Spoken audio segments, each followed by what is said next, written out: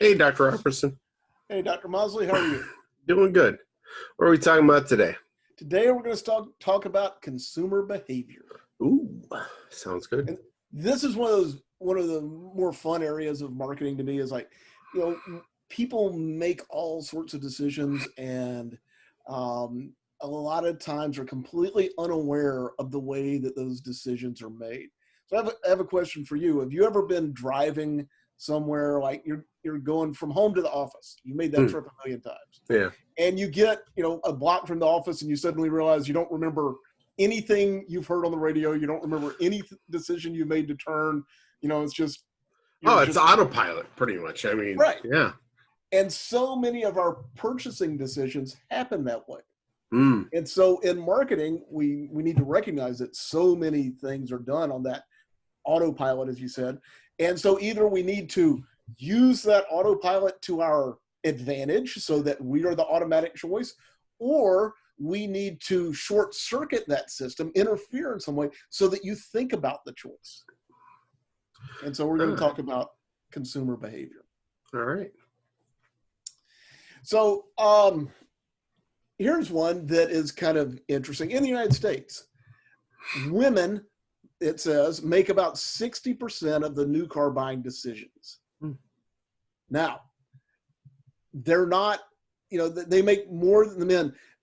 It's part of a pattern in that they, the man, we're going to buy a new car. It's time to buy a new car. But ultimately, women have say so in the choice because it's like, oh yeah, okay, I'm going to go out and I'm going to buy a 2-seater sports car. That's practical. Yeah, that's not going to happen. Or I'm going to buy a Ford Raptor because I need a truck, that'll go 140 miles an hour. And no, that's that I get it. I completely understand. But what do we end up buying? We end up buying a minivan. Yeah, because it'll hold car seats and it'll get good mileage and it's comfortable. So that's one of those when marketing is done, who is making the decision? It's like when we used to have Saturday morning cartoons, and what kind of commercials did they run during Saturday morning cartoons? Oh, sugary cereal and toys and all that stuff. Because kids are freaking annoying when they want something. Yeah, the kids are watching. They influence the parents' decision. So that's the way. That's the way the marketing was done. This is your market. This is you're going after. They have the influence. They make the decision. I wonder how that's changed with the on-demand now being able to replace out all those commercials that the kids were shoved in their face. It's really, there are all sorts of technological changes that are coming and happening because of that. Oh yeah, because I mean, I remember vividly, like, I have to have that new G.I. Joe thing. One of the most interesting ones I've seen is companies are actually taking existing TV shows and superimposing new products in old shows. No kidding. As product placements. Those sneaky sons of guns. Yeah. So let's talk about women making decisions to buy a car. Since women make a lot of, a huge amount of this decision, this influences how we should do our marketing, because you can't just do the thing that's going to appeal to the guy. The woman also has a choice. Now, and I'll give you some statistics just to sort of some exceptions to this. Okay. There is only one car in America that has more registered female drivers than males. There's only one car. Jeep Wrangler. No. What? Jerk. VW Beetle. Ah, yes. That makes sense. I very rarely see a guy driving one of those. And last time I saw one, the guy was going AWOL in the Marine Corps, and I was helping him load up his stuff. Think about they've done things. It's like this is the single car that has a larger female purchaser base than male, and it's design. There's certain design elements in it that seem to skew female. It's the only car that I know of with a flower vase next to the steering column. That's what I was going to bring up, the new Beetle. Now, the old Beetles, I wonder what the proportion is, because I wouldn't mind like a 72 VW Beetle. Yeah. Now, here's another statistic. There is how many registered female owners of Lamborghinis are there in America? I'm going to say 1 or 2. 0. What? There is not a single Lamborghini in the United States registered to a woman. And so, really? Again, that's outside of my price range. So I don't know how marketing for Lamborghinis is done, but I'd say it probably is designed to appeal mostly to men, just since there are no women at all registered owners at all. Huh. I mean, I guess, midlife compensation for something. So. Yeah. So when women are making decisions, the criteria that comes out through research that they're interested in is sense of, these criteria. Sense of style is very important. Now, but it's like that's wildly different and very subjective. What I think of as stylish and attractive, I'm sure my wife does not agree with. Pretty much every car I like, she described as a redneck car. So it's, Hey, who knew that a 78 Trans Am was a redneck car? Yeah, who knew? The need for speed. Now, women do say that they like a powerful car, but the definition or how they consider this to be different. They're talking about in emergency situations and passing. Yeah. My wife not street racing. It's the gas. So I completely see that. Safety considerations and the experience in the dealership are important considerations for women choosing cars. Because it's different. Men tend to be adversarial, and again, this is very broad, this is very stereotypical, but men tend to be more adversarial and enjoy the more salesman customer interaction in the dealership. That is, it's more like you're trying to outsmart the other person. Women do not like that same experience on average. Now, again, I can't speak for everyone. These are just broad trends. Personally, I like to see how the salesperson reacts to my wife. Do they treat her with more respect than they do me? Because they better, because she makes more money.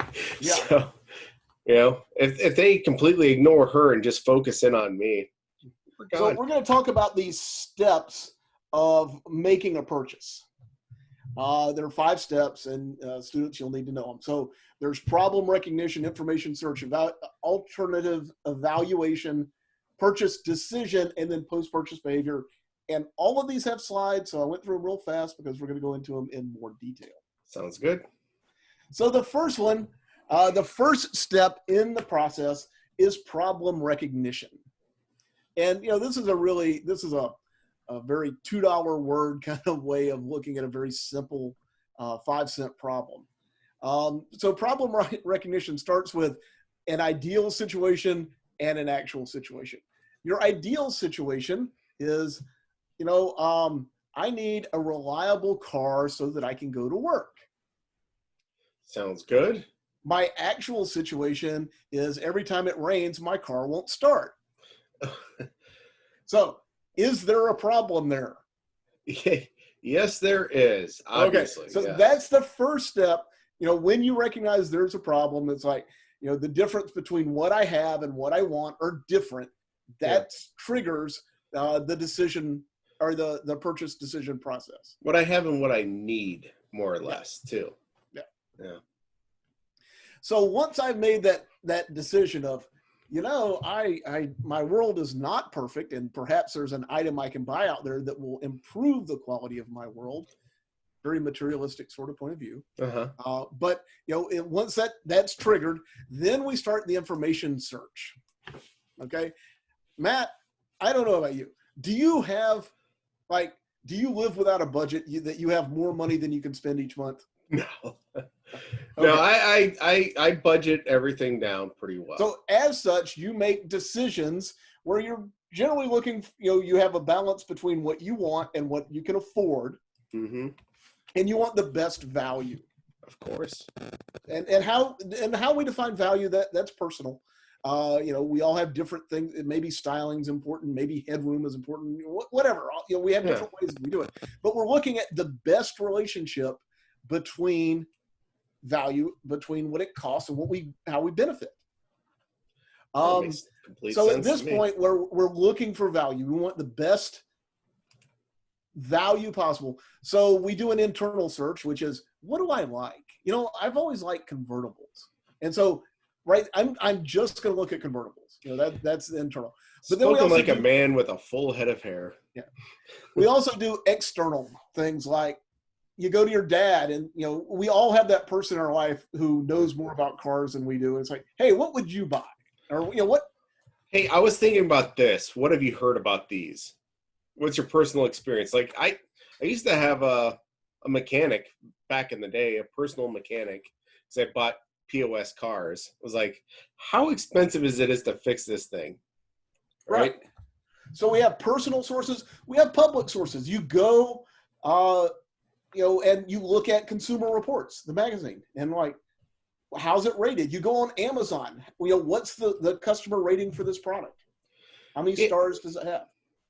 Yeah, and then we also go to market or dominated sources. We look at ads. When we're trying to make these decisions, we go through this. We're trying to find the best combination of value or of benefit versus price.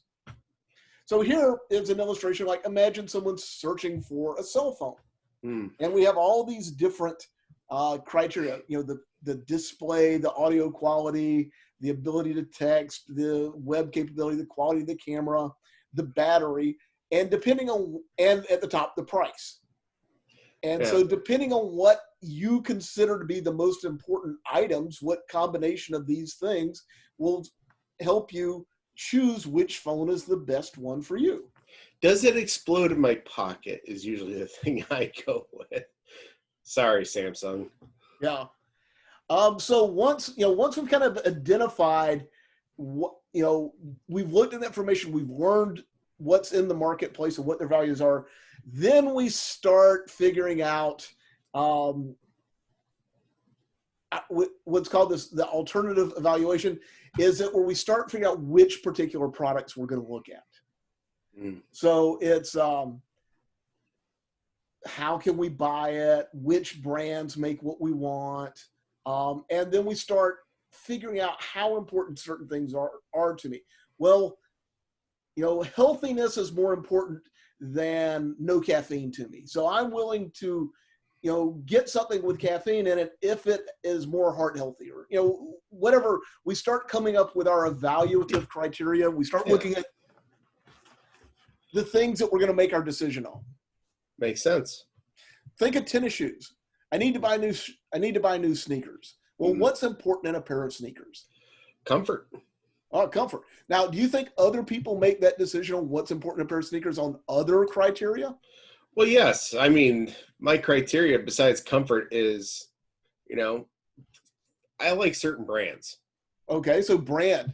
Comfort. I mean, is style a consideration for some people? Yeah, style. Obviously, I'm not going to be. Well, maybe I would, but there's certain styles that go with me and don't. Could collectability be a? I know somebody who will buy old shoes from the internet and then wear them. Now, who would that be?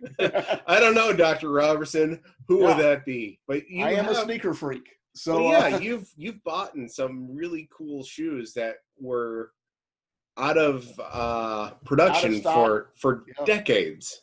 Yeah. But it was one of those things and it wasn't just to display, it was to wear. But my evaluative criteria, the things that I consider to be important, were different than what a lot of people would consider to be important. Yeah. I bought 3 pairs of the same Skechers because they were on sale for like $12. Well, I was looking at having a pair of tennis shoes imported from Japan for $600 because they were. Yeah, I'm much more about how it just, okay, it's going to be good. It's going to last me a year. I'm happy, right? I didn't end up buying the $600 sneakers. That's probably a wise choice. Couldn't do it. That was a little, it was just too rich. Yeah. It's a bold so the strategy. evaluative criteria, the things that are important, then we get our consideration set. We're down to 2, 3, 4 choices that meet most of our qualifications. Now we have to start picking which one. Yeah. Then we make the decision. Yes. You know, and generally what we do is we pick the one that's good. We have our set, we have our criteria, we decide which criteria are most important, and we decide, you know, that's the value that's the criteria we value the most. And so we put more weight to it, and that's the item we're likely to buy. So we make our decision. You know, we buy whatever it's going to be. We decide who we're going to buy it for, and you know when we're going to buy it. I have choices to make all the time with clothes or shoes or things like that. Do I buy it off the internet, or do I go to a local retailer?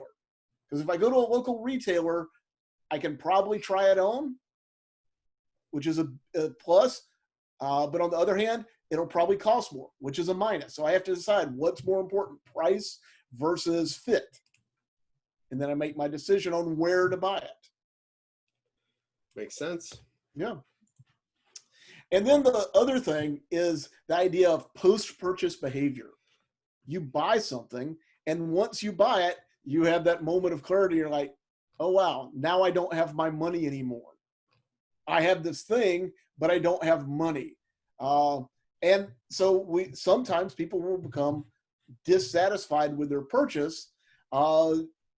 Just, you know, making a decision is hard. We come up with what's called cognitive dissonance. It's like, I'm happy to have the product. I'm sad that I no longer have my money. And well, yeah, you have conflicting buyer's ideas. remorse and everything else. Almost like the saving up and the excitement of buying something, and then the anticlimactic letdown of like, well, I got it. Now what? And, you know, this is an old adage, but, you know, a happy customer tells one person and a dissatisfied customer tells everybody. And so it's important for marketers to do things to alter that post-purchase experience so that customers are still happy. This is why we have things like warranties. This is why we have things like owners clubs, you know, where you can interact with other people who own these products. This is why we have free giveaways to existing customers, is to alter this post-purchase experience to keep people happy with their purchase. So like, how important is this? Some companies have done some research. Frito-Lay has decided that the average customer spends about $52 a year on chips. So a customer is worth $52 a year to them. And GM has decided that increasing customer retention from 60% to 80%. So this is people who buy a GM car now, 60% of them are likely to buy another one in the future. If they can get that number to 80% are likely to buy in the future, it is worth $100 million per percentage point increase. That's, I mean, when all of a sudden you're looking at $2 billion in profit. Yeah. And that is just if you can alter that post-purchase experience. Yeah. To make the customer feel satisfied with what they bought. This is why General Motors gives you a warranty. Well, yeah. It's like, oh yeah, well, you know, the door lock stopped working, but they fixed it immediately. You know, it's like not a big deal. Well, yeah, it's when they don't sit there and say, oh, well, that was not a problem, right? And it was. That's when you get in trouble. Yeah. So another thing that can affect customer behavior and problem solving and choices when they're buying is the idea of involvement. So how involved am I in this purchase? And so we have things that are like a routine problem. You have low involvement. A limited problem. We have kind of a middle level. And then we have extended problem. And so like, and there are examples for different types of products. So Matt, when you buy toothpaste, you go in the store, how much time do you spend standing in the toothpaste aisle looking at the 100 some brands? A couple minutes, tops. I mean, really, it's I'll be more searching for the brand that I like. So what brand do you like? I like Listerine brand. Okay. Yeah. So if they have it, you select the Listerine and leave, right? Yeah, pretty much. Yeah. Okay. That is routine problem solving, very low involvement. If you saw Listerine first, would you grab it and leave? Pretty much. Yeah. Yeah. Now, when you bought your house, Yeah. how involved was that process? That's a pretty involved process. I looked at like 7 houses before I found one. How much time did you invest in it? How many? A lot of time looking online. I mean, going through. I mean, I went back to houses a couple of times. It was, it was an ordeal. So with routine problem solving, like toothpaste, typically we don't look at a bunch of brands. We look for our brand. So this is where brand becomes very important. Routine problem solving, we probably have a preferred place we get it. I'll pick it up when I'm at the grocery store. We're not going to say, CVS across town has the best deal on toothpaste.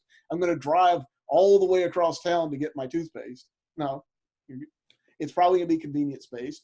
We're probably not looking at a bunch of different attributes, but rather 1 or 2. Well, I like the way it tastes. I like the way it makes my teeth feel. That's enough. We're not looking for any information. We know what we want. Like when you decide to buy toothpaste, Matt, you go on the internet and search, pull up Consumer Reports, best toothpaste, June 2020. No, I don't. Nobody does. And so there's not, you're not looking for a lot of information and you don't spend much time. Whereas with extended problem solving, we look at a lot of brands. We look at a lot of sellers. We look at all sorts of attributes on products. And so a house is a very complicated purchase. We spend a lot of time on it. Toothpaste, very simple purchase. We're less invested in it. So the amount of involvement will alter people's behavior. Then somewhere in the middle, like this limited problem solving, something like a television. You look at 2 or 3 brands, you have some idea of what you want already. Once you've kind of narrowed it down, I want a 50-inch TV and I want a smart TV. Then it's like, who has one on sale? Yeah. I mean, you go with probably size, brand, and price range that you're looking at. And so it's a more involved in selecting toothpaste, not as involved in selecting a house. Yeah. Now I'm probably out of the spectrum because I only buy a new TV once every 10 years. Yeah.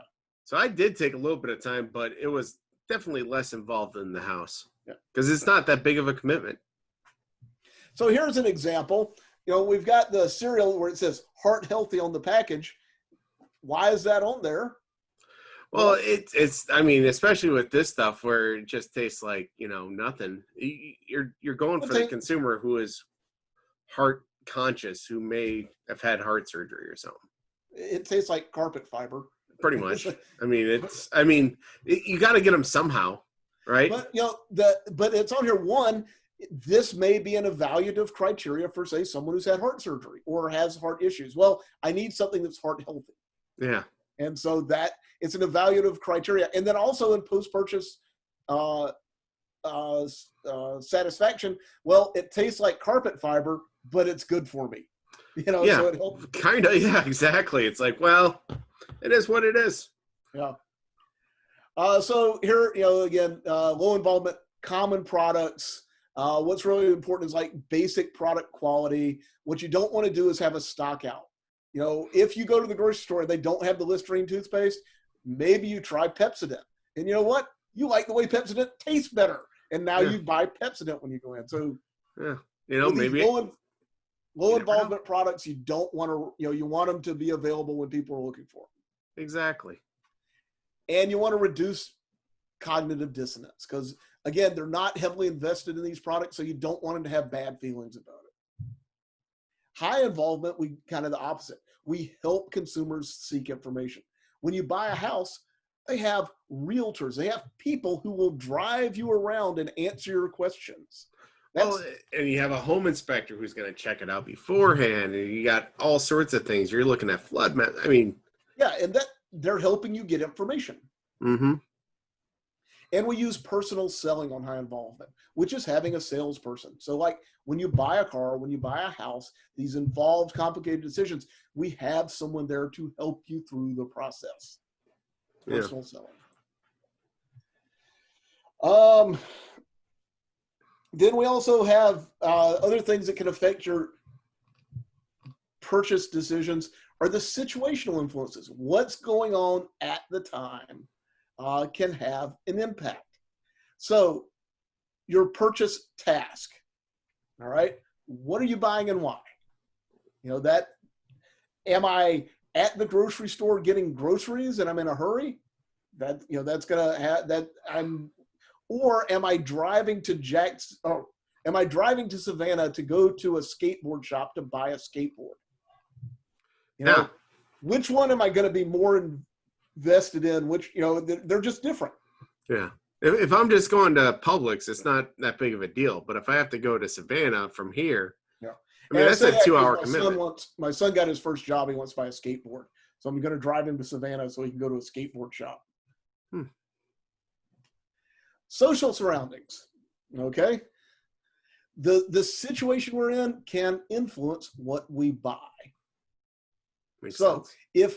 Think about it this way, Matt, how much would you spend for a hot dog? What's a reasonable price to pay for a hot dog? I would say nothing, but from somebody who made it for me, a little cart on the street, maybe $5. Maybe $5, right? Yeah. How much would you expect to pay for a hot dog at the Super Bowl? At the Super Bowl? Yeah. Easily 15. Easily. Okay. And so that has to do with the social surroundings. What's going on at the time affects what's a reasonable, you just know it's going to be more. Yeah, you're in a captive situation where you really don't have any choice, and that's the price you're going to pay. And that also kind of ties into the physical surroundings will affect purchase decisions. The same sort of thing, like if you're in an airport, you're more likely to pay more for a product or buy different types of products because of your physical surroundings. For instance, you go to Universal Studios down in Florida, and they have the log ride where you go through the water and you get all soaking wet.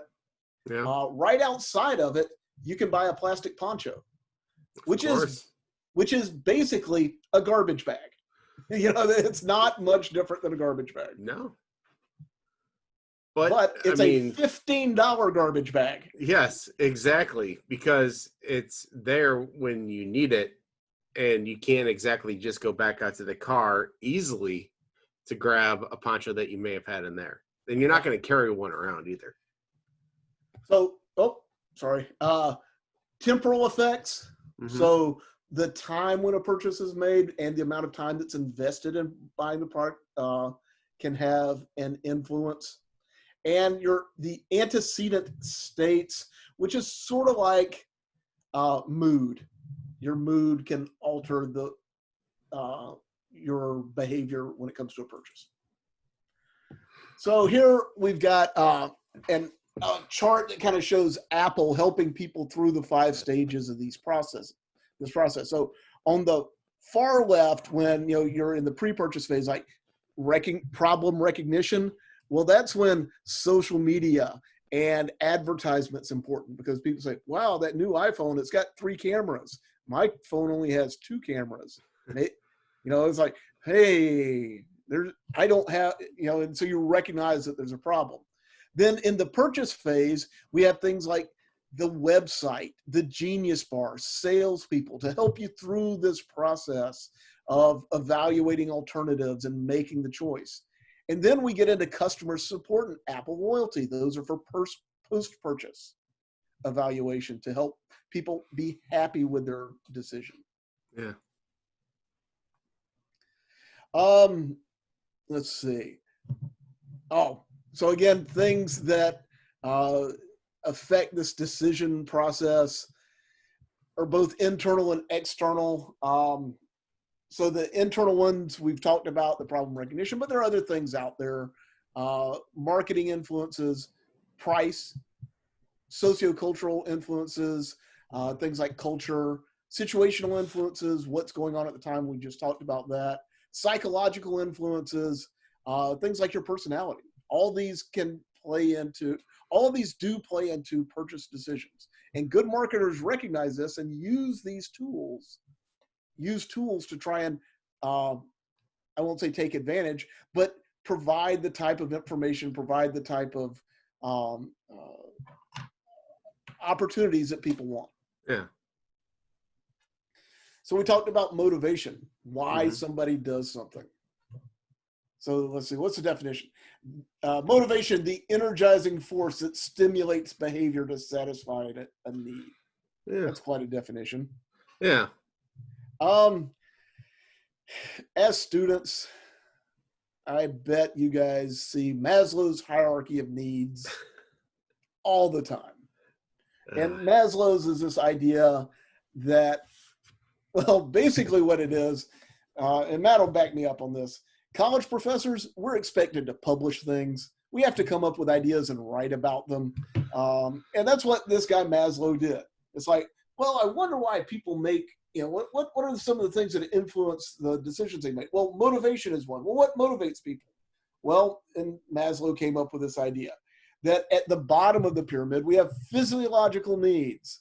I need food. I need water. I need air, or I'm going to die. Yeah, the most basic of basic. So I am not, like, you can run an ad for Disneyland, and that's awesome. But if I'm starving to death, it has no effect on me. Yeah. Yeah, it's like, yeah, that's great. Wonderful. I have to meet my physiological needs first. Then there are safety needs. Well, I have food, I have air, I'm not going to die, but I would like to be in an environment where I'm secure. I need shelter. Sounds awful selfish of you, but yes. Social needs. I need to be part of a society. Well, yeah, a community. I need friends. Yeah. Personal needs. I need to be recognized. And then, I should be rewarded. I should get a promotion. I should buy this thing because it makes me feel good about myself. Yeah. And then self-actualization needs. This is where you become, this is more internally focused, where you become the person you want to be. Yeah. So here is Maslow's hierarchy. Just kind of spelling those things out. Other things that influence the decisions customers make. Personality. Now, your personality is like the recurring behaviors you exhibit, but some people, their personality, they're more outgoing. Yeah. Some people are more introverted. Yeah. And the things that are going to appeal to them are different. Well, and some are more assertive, and it's not necessarily whether they're an introvert or extrovert. They're just more likely to work really hard to get what they want. Or to bulldoze other people and ignore them. Exactly. Yeah. I mean, how else are you supposed to treat people? So, how assertive you are, how extroverted, do you enjoy the company of other people or you prefer your own? How compliant are you? If someone tells you to do something, how likely are you to do it? Or how likely are you to be oppositional? Yeah, if there's a sign in the middle of nowhere that says, wait here until given permission to move on, are you going to just stand there and wait? Or you're just going to move on? And dominance, how necessary is it for you to be in charge of any sort of social interaction? And these all kind of play into, and different people will have different behavioral traits and will behave differently in purchasing decisions. Then we have the idea of perception. And this is very important for anyone in marketing to realize, that we put a ton of information out there. Matt, here's one for you. When you create a class, do you put what you think is all the information the students will need available to them on D2L and on the syllabus? Not completely, no. Not every last thing, but I put down the key points that are important, yeah. Okay, so you put... that I feel are important. Right? Yeah. At the end of the semester, what part of the syllabus do the students remember? They just remember, like, the grading part, like what the value perception. Of each, yeah. So that's selective perception is like you see kind of what you want to see. Selective exposure is you're only we tend to seek out things that we want and ignore things that we don't. Selective comprehension, we understand things in the way that benefit us. Yeah. Like if something is kind of gray, and it's poorly written, we're going to take the interpretation that benefits us. Well, yes, we're obviously gonna make it skewed towards whatever reality we want it to be. And selective retention. I remember this stuff. I want to remember. Hey, you told me there would be extra credit. Like students don't remember anything else, but they remember if you ever say extra credit. Wait. You mentioned extra credit once. Yeah. So selective retention, and so perception. All these things kind of play into that. This is how we organize and form our picture of the world. But now I'm going to talk about one that's kind of interesting. And it's interesting, yet I don't believe in it. Really? Yeah. The idea of subliminal perception, which is that you can create messages or ideas or things out there that work below the conscious level that will affect people. Okay. Now, the bit of this is something that we see a lot in marketing. Oh, there are hidden messages in this idea, in this ad, or there are hidden messages in this. What the research I've done? What's that?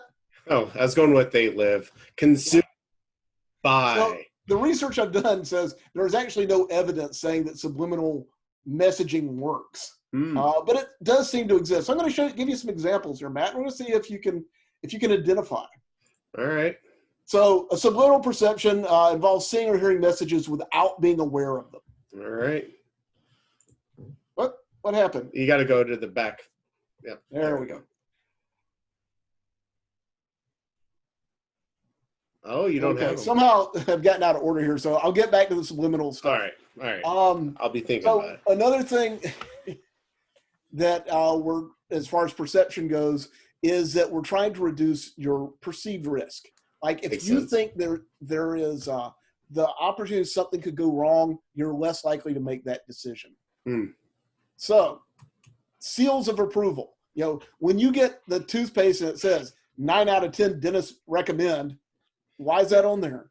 Well, I don't get it, because if 9 out of 10 recommend so many stuff, no, but it's to give you that false sense of security, to reduce your perceived risk that, well, dentists approve of it, so it's got to be good. So we've got all the ads out there with celebrity endorsements on them, saying these shoes, this painkiller, all these things. Again, it's trying to, well, if this person likes it or uses this product, it must be good. Another way we reduce risk is to give a free sample. Oh. When you're in the grocery store and they offer you like that cookie out of the package, they're encouraging you to buy the cookies, because if you taste it, it's like, well, this cookie tastes good. Well, yeah, they're not going to give you a cookie and not have the cookies for sale right there. Right. And it's like, and the thing is, if you're not familiar with the brand, it's like, well, maybe they don't taste good, but I tasted it, I liked it. There's no risk. I'll buy them. Exactly. It's a good way to get people to try it, especially for those, what is it? The low involvement. Yeah, the low involvement ones, where like maybe you just always bought Toll House, but all of a sudden you get this other brand and it's like mind blown. So, we provide instructions. So if we have a product that's complicated or anything that can be confusing, we provide a lot of instructions to help make the customer feel more at home. And we provide warranties or guarantees. So if you have a money-back guarantee on a product, you buy something, it's like, well, there's not a lot of risk, because even if the product's bad, I get my money back. Yeah. So here, what I was talking about, the subliminal stuff. So the Federal Trade Commission says that subliminal messages are deceptive, but they're not illegal. Most consumers think that they're in commercials, and about half people think that causes them to buy. The research I've done doesn't show any efficacy that they actually accomplish something right here. And here's a book that right here, the Secret Sales Pitch, that talks about subliminal messages. Now, Matt, really quickly before I go on to the next slide, do you notice anything odd about that book? Don't say it if you do. A little bit, yes. You do? Yeah, I believe so. Okay. So let's look at this ad right here. This is a famous subliminal advertising example. Do you see anything unusual in this ad? Yes, and it's probably because I've already seen this one. You have? Yes. This is a pretty famous example, but if the students would look at the ice cubes and then giggle to themselves, they will see sex, because sex sells booze.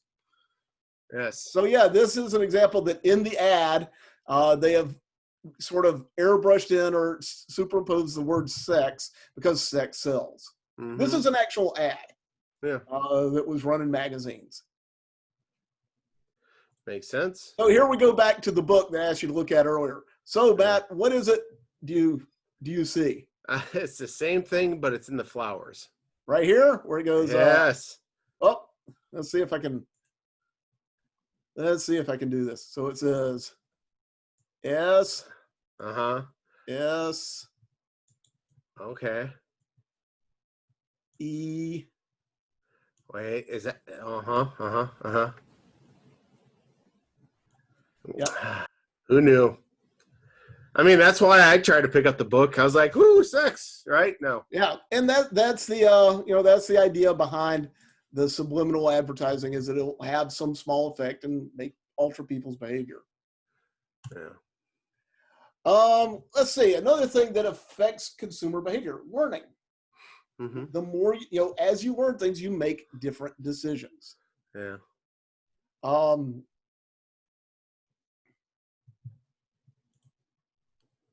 Two types of learning that we talk about is behavioral learning and cognitive learning. So behavioral learning is grabbing the hot stove. So you grab the hot stove. The next time, you go in the kitchen, do you grab the hot stove again to see if it's hot? No, you do not. You've learned, haven't you? Yes, you would hope. Yes. Right. So that's behavioral learning. Mm-hmm. Then we have cognitive learning, which is I have turned the stove on. The burner is red. Red is hot. Hot hurts. I'm not going to touch the red. Well, that's cognitive learning. That's usually why the buttons on the stove will show up a red button to let you know that the surface is hot. Yeah. So, but that the cognitive learning is I go through and I use these ideas, these concepts to learn something, versus just sort of the stimulus and response of burning my hand. Now I'm not going to touch it anymore. Yeah, you would hope. One of the things that we hope to build, as people learn, is brand loyalty, where they have a positive attitude towards my product. Yeah. And so, their default is they're going to want to go back and buy that brand over and over and over. It's like you said with your Listerine toothpaste. You like it. You don't have to think about it. You just make the purchase and move on. Yeah. Brand loyalty, I mean, the car thing. I mean, the as you mentioned with Chevy, if people are going to be loyal and rebuy 60% of the time, and they can make, $100 million per percent more. I mean, brand loyalty is huge. Yeah, absolutely. And if you think about how loyal people are, say, to the brand of truck they own, someone who's a Chevy owner will not be caught in a Ford truck often. Yeah. My cousins are the Mopar family, so we would just intentionally drive our non-Mopar vehicle over, just upset them. The Midwest. What can I say? So attitude is a learned response. Mm-hmm. Sort of, how we respond to something in a consistent way. So it's like, I don't like coffee. That's my attitude. I don't want coffee. Your first cup is just the worst cup ever. You're not going to enjoy it. But if your first cup's a mocha, you might. Our beliefs, sort of the ideas we have about a brand or a product. I think Nestle is a terrible company. It's like that. That's my belief about that company. I'm just saying, if they're going to a community and they're taking all the water and then they're charging regular people money because of it, and they still employ slaves. So yeah. Good chocolate though. Yeah. So there's 3 approaches to changing your attitudes. The attributes, right? Yeah. So we can change your belief about the attributes. Like, I don't like Coke because it's not sweet enough. Well, we have you taste them. It's like, well, it actually is very sweet. Yeah. So we could change your belief about the attribute, or we could change your belief about the importance of the attribute. Well, it's not as sweet, but it has more caffeine. That's the important part. I mean, that's how Jolt survived. Is Or I can introduce a new product attribute. You know? Yes. With soda, what would be a new product attribute here? Was it the flavor. Clear? New flavor. Oh, yeah, or clear soda. So I can introduce something new, and that so again, you can change someone's attitude towards a product. I don't think the students would remember Crystal Pepsi. No, I mean they did have they brought it out as a retro product a few years ago. Throwback, nice. They reintroduced it briefly. Lifestyle. How do you spend your time? How do you spend your resources? So are you a dink, Matt? Are you a dual income with no kids? Yes. But we're also a dual household. So I don't know which one's better. So Matt, as a dual income with no kids person, you get to spend your money differently than someone who has. I wonder how I spend my money. I don't know. It's like people with kids probably aren't going to have giant walls covered in concert memorabilia and dozens and dozens and dozens of albums. Not dozens. It's thousands. It's thousands. Yeah. But yeah, exactly. Not just that, but I mean, there's a lot of stuff I wouldn't have because the kids is an ad for diapers going to have much influence on you? Zero. Yeah, it's just going to make me laugh because I don't care. Yeah. It's not part of your lifestyle. No. Yeah. I'll let the students go through and read about the vowels, just ways of identifying different types of consumer segments. This is a company that has an approach for identifying different consumer segments, depending on how much resource they have and how they view innovation. So another thing that can affect consumer behavior is you can be influenced by other people, especially people you respect or trust. So if you'll see here, so first, the most powerful type of advertising is word of mouth because we trust it. So when your friend comes to you and says, hey, you got to try this. If your best friend comes up to you and says, hey, you got to try these new wings. They're fantastic. You trust them? Especially if they're called jalapeno garlic. You betcha. Because your best friend knows what you like. Yeah.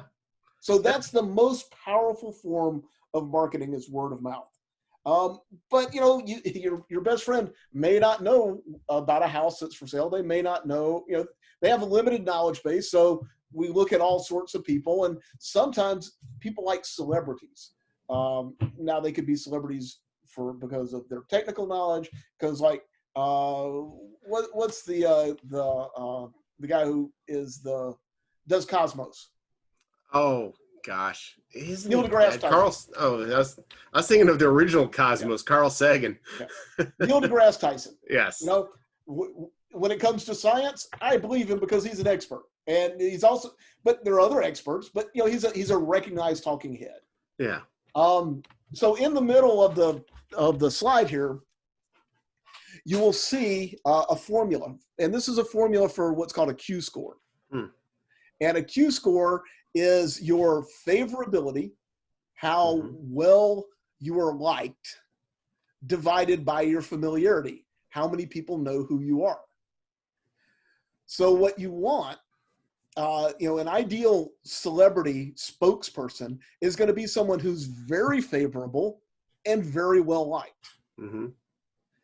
The worst choice is going to be someone who is very familiar and very disliked. Yeah. And so this is a way of calculating the impact of a celebrity can have on as a spokesperson. Well, and this really is where you got to look at your target market too. It really is. So in general, there are two celebrities that for the last 8 years or so have really been tied for highest Q score. So these are people that if you're going to advertise a product, these are if you're going to have a voiceover on a commercial, these are the people you want to use because they are incredibly well liked and everybody knows who they are. So, Matt, who do you think the two celebrities are? He seems to be in everything. I'm going to go with McConaughey. Okay. He's well, you know what? Gosh, get busy living or get busy dying. What's his name? Tom Hanks. Yeah, right? You wish. Morgan Freeman. Morgan Freeman, you're correct. Morgan Freeman is one of them. He has about the most trustworthy voice. It's just like he's butter. Everybody's grandpa. Butter, yeah. And then I'm gonna go with Beyonce. Actually, it's Tom Hanks. Really? So Morgan Freeman and Tom Hanks. They are the two highest because everybody likes them, everybody trusts them, and everybody knows who they are. So Tom Hanks did play Mr. Rogers, so yeah. So they are the gold standard for celebrity spokesperson. They have the now. It also changed. What celebrity had the highest change in Q score ever? Oh, gosh, this one's I don't know. Bill Cosby. Well, I was gonna go with OJ. Bill Cosby. Bill Cosby. Yeah, I mean, you went from America's Dad to, in prison. Yeah, in prison rapist. And so that was the biggest change in Q score. Yeah. But again, like depending on what you're selling, who your market, like your market can have an individual Q score. So for Ford trucks, Ford trucks they're wildly popular, but people who buy trucks are not exactly like the total population. They're a subset. They're a target market. So in that market, especially people who are looking for work trucks. Well, I mean, Ford it's Mike Rowe, right? Mike Rowe. Yeah, because he was on that show, Dirty Jobs. In that community of people who are looking for work trucks, he's really well known for this show. What was it? Dirty Work? Dirty Jobs. Dirty Jobs. So he's very familiar. And he's really well respected. So for that market, he had a very high Q score. Great theme song too. Yeah. Faith No More. And then we have the concept of buzz, which is just kind of the word on the street about a company or a product. Yeah, and I mean sometimes again, it's all subjective on whether it feels positive or negative. Like if it's oversaturating and everybody has it, there's going to be people who are going to hate it. But that's everything. So, but think about, certain products. They just they develop buzz. People talk about them, and they grow over time because of that. And buzz is also very trusted. It's like word of mouth. It's very just this kind of word on the street about a product. Yeah. So like here, word of mouth, very powerful, and especially if you have a product that if you can have a bunch of people talking about how great the product is, or how awesome the company is, that buzz, that's very trusted and very memorable. Well, I mean, think about movies. I mean, that's a very easy one where if it opens up and it's got great reviews and great word of mouth coming out and the buzz is just fantastic, you might be more likely to go see it. Yeah. Well, one movie that comes to mind with that a few years ago was John Wick. Oh, yeah. I was going to see it no matter what.